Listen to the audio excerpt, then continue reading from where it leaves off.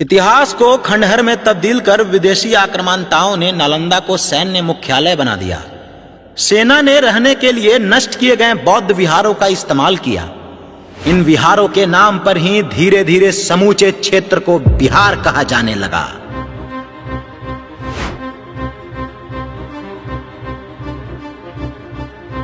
मुगल काल में जब 1540 ईस्वी में शेर शाह सूरी का शासन आया, तब जाकर बिहार की अहमियत फिर बढ़ी। पाख्तून शेर शाह का जन्म बिहार के सासाराम में हुआ था। उनका असली नाम फरीद खान था। कहते हैं उन्होंने बिहार के शेर घाटी में एक शेर को मार दिया था। इसके बाद इनका नाम शेर शाह पड़ा। शेर शाह ने अपने 5 साल के शासन में राजधानी को एक नए गौरवशाली रूप में लाने की कोशिश की। पाटलिपुत्र का नाम अब पटना कहलाने लगा था। शेर शाह के जरिए बिहार की भूमि ने फिर भारत का गौरव बढ़ाया। सिक्के गढ़ने की शुरुआत शेर शाह के शासनकाल में हुई थी, लेकिन उनकी सबसे बड़ी विरासत रही ग्रैंड ट्रंक रोड, जो कभी कलकत्ता से काबुल तक जाती थी। 5 साल के शासन के बाद ही शेर शाह की असमय मृत्यु हो गई। पटना की शान और शौकत का दौर एक बार फिर खत्म हो गया। लेकिन उस दौर में पटना का जिक्र एक बार और आता है। 1704 में औरंगजेब का पोता मोहम्मद अजीम यहां आया। उसने जिद किया कि शहर का नाम उसके नाम पर रख दिया जाए। तब कुछ समय के लिए पटना अजीमाबाद कहलाया। इसी दौर में पटना शहर में एक महान योद्धा ने जन्म लिया। सिखों के 10वें गुरु और खालसा पंथ के संस्थापक गुरु गोविंद सिंह। गुरु गोविंद सिंह मूलतः धर्म गुरु थे, लेकिन सत्य और न्याय की रक्षा के लिए उन्होंने हथियार भी उठाया। बिहार की धरती से इन महापुरुषों के जरिए बदलते वक्त के साथ दुनिया बदलते मूल सीख रही थी। अभी दुश्मन सिर्फ औरंगजेब था, लेकिन भारत की धरती पर एक नए दुश्मन से सामना होने वाला था। 1717 में नवाबों का शासन आया। तब बिहार बंगाल का हिस्सा बन गया और पटना एक व्यवसायिक केंद्र के तौर पर विकसित हुआ। आम लोगों पर भारी भरकम टैक्स का बोझ डाला गया, लेकिन 17वीं सदी में पटना अंतर्राष्ट्रीय व्यापार का केंद्र बन गया। पटना से करीब 120 किलोमीटर की दूरी पर बक्सर, जहां 1764 में ईस्ट इंडिया कंपनी की सेना और मुगलों बंगाल नवाब की संयुक्त सेना के बीच युद्ध हुआ। बेहद कम संख्या होने के बावजूद अंग्रेजों ने युद्ध जीत लिया।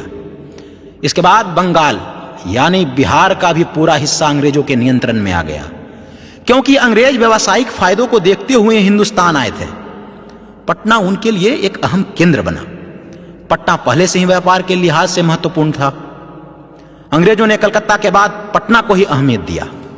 दूसरे तरफ से आरा के 80 साल के वीर कुंवर सिंह 27 अप्रैल 1857 को दानापुर कैंट के सिपाहियों और बाकी साथियों के साथ आरा शहर पर बाबू वीर कुंवर सिंह ने कब्जा कर लिया। अंग्रेजों ने आक्रमण किया तो युद्ध बीबीगंज और बिहिया के जंगलों तक पहुंचा। क्रांति के क्रूर दमन के बीच अंग्रेजी शासन में पटना एक बार फिर अपने खोए हुए वैभव को हासिल करने लगा था। जब 1912 में बंगाल का बंटवारा हुआ तो बिहार उड़ीसा के संयुक्त प्रांत की राजधानी पटना ही बनी। अंग्रेजों ने तत्कालीन पटना की सबसे अहम सड़क बेली रोड का विकास किया। बांकेपुर इलाके का निर्माण किया। आज पुराना इलाका पटना सिटी कहलाता है, जबकि अंग्रेजों के बनाए नए शहर में सचिवालय, उच्च न्यायालय, राजभवन और विधानसभा का निर्माण केवल 4 सालों में कर लिया गया। ब्रिटिश हुकूमत के दौरान ही पटना में स्कूल कॉलेजों का निर्माण भी हुआ। Patna science college, Patna college इसी दौर की देन है। 1935 में उड़ीसा को बिहार से अलग कर दिया गया, लेकिन बिहार की राजधानी पटना ही रही। लेकिन भौतिक विकास के आगे गुलामी का एहसास खत्म नहीं हुआ था। नए रंग रोगन, नए भूमिका के बीच बिहार कैसे रहने वाला था? आजाद भारत की नींव चंपारण की भूमि से उपजा वो सबसे बड़ा आंदोलन। कहते हैं इतिहास खुद को दोहराता है। बिहार की भूमि पर बीते हुए कल का सफर करते हुए न जाने ऐसे कितनी मिसालें हमें याद आ रही हैं। जिस धरती से भगवान महावीर ने पहली बार दुनिया को अहिंसा का संदेश दिया था, वहीं से आधुनिक दौर में अहिंसा का सबसे प्रबल आह्वान होने वाला था। बिहार के चंपारण में उन दिनों नील की खेती करने वाले किसानों का हाल बहुत बुरा था। अंग्रेजों के आदेश पर किसानों ने खेती तो की, लेकिन अंतर्राष्ट्रीय बाजार में नए उत्पादों की वजह से अब उनसे कोई नील नहीं खरीदता था। अंग्रेज फिर भी पूरा लगान मांग रहे थे। बिहार की धरती से गांधी जी दो बातें समझे: सामाजिक समानता के लिए संघर्ष और अंग्रेजी हुकूमत के खिलाफ आंदोलन का महत्व।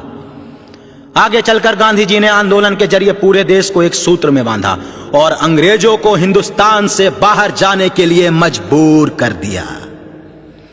1947 में देश आजाद हो गया, लेकिन बिहार का इतिहास यहां से एक नई करवटें ले रहा था।